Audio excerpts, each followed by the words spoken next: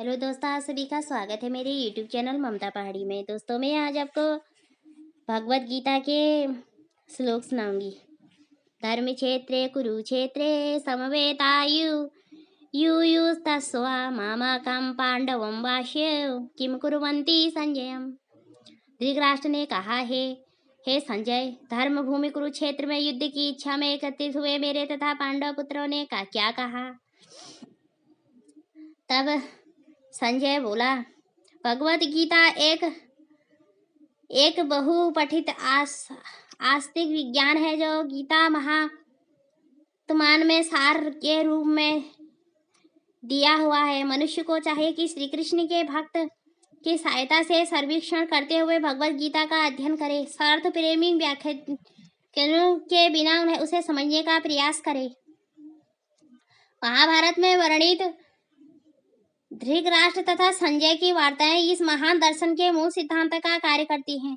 माना जाता है कि इस दर्शन से प्रस्तुति कुरुक्षेत्र में युद्ध स्थल में हुई, जो वैदिक युग के पवित्र तीर्थ स्थल रहा है, इसका द्वारा मानव जाति के पथ प्रदर्शन हेतु तब किया हुआ जब वे इस लोक में स्वयं उपस्थित थे। कुरुक्षेत्र के युद्ध स्थल पर अर्जुन के पक्ष में श्री भगवान स्वयं उपस्थित थे।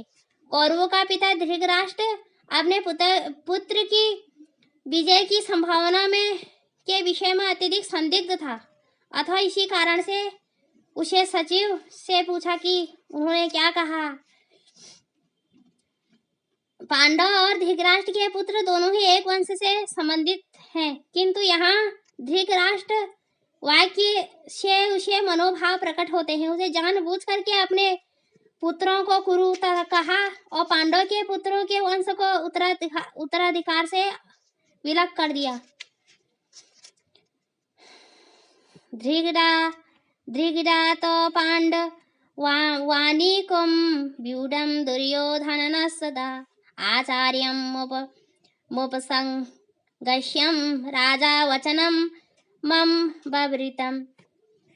संजय ने कहा, हे राजन, पांडव पुत्रों द्वारा सेना के व्यूह रचना दे करके राजा दुर्योधन अपने गुरु के पास गया और उससे ये शब्द कहे। धृतराष्ट्र जन्म से अंधा था। दुर्भाग्यवश वह आध्यात्मिक दृष्टि से भी वंचित था। वह यह जानता था कि उसी के समान उसके पुत्र भी धर्म के मामले में अंधे हैं। उसे विश्वास था कि पांडवों के साथ कभी भी समझौता नहीं कर पाएंगे, क्योंकि 5 पांडव जन्म से ही पवित्र थे। फिर भी उसे तीर्थ स्थान के प्रभाव के विषय में संदेह था। इसलिए संजय युद्ध भूमि की स्थिति के विषय में उसके प्रश्न के मंतव्य को समझ गया। अतः वह राजा को प्रोत्साहित करना चाह रहा था। यद्यपि दुर्योधन को राजा कह संबोधित किया गया, तो भी स्थिति की गंभीरता के कारण उसे सेनापति के पास जाना पड़ा। अतः दुर्योधन राजनीतिक बनने के लिए सर्वदा उत्सुक था, किंतु जब उसके पांडव की व्यूह रचना देखी तो उसका यह कूटनीतिक व्यवहार उसके भाई को छिपा नहीं पाया। पश्येत्वा पांडव पुत्र ण्यम् आचार्यं महती चुमुं व्यूढ़ा द्रुपद पुत्रेण त्वं शिष्य येणं धीमता। हे आचार्य, पांडव पुत्रों की विशाल सेना को देखिए, जिसे आपके बुद्धिमान शिष्य द्रुपद के पुत्र ने इतने कौशल से व्यवस्थित किया है। राजनीतिक दुर्योधन महाब्राह्मण सेनापति द्रोणाचार्य के दोषों से इंगित करना चाहता था। अर्जुन की पत्नी द्रौपदी के पिता राजा द्रुपद के साथ द्रोणाचार्य का कुछ राजनीतिक झगड़ा था। इस झगड़े के फलस्वरूप द्रुपद ने एक महान यज्ञ संपन्न किया, जिसमें उसे एक ऐसा पुत्र होने का वरदान मिला जो द्रोणाचार्य का वध कर सके। द्रोणाचार्य इसे भली भांति जानता था, किंतु जब द्रौपद का पुत्र धृष्टद्युम्न युद्ध शिक्षा के लिए उसको सौंपा तो द्रोणाचार्य को उसे अपने सारे सैनिक रहस्य प्रदान करने में कोई झिझक नहीं हुई। अब धृष्टद्युम्न कुरुक्षेत्र में युद्ध भूमि में पांडवों का पक्ष ले रहा था। अत्रम धुरा महा चुवासम भीमा जुड़म समाधि युद्धि युयुधानो विराशिद्रुपस्य महारथम। यद्यपि युद्ध कला में द्रोणाचार्य की महान शक्ति समक्ष धृष्टद्युम्न महत्वपूर्ण बाधक नहीं था, किंतु ऐसे अनेक योद्धा थे जिनसे भय था। दुर्योधन इसी विजय के पक्ष में अत्यंत बाधक बताता था, किंतु इसमें से प्रत्येक योद्धा भीम तथा अर्जुन के समान दृढ़ था।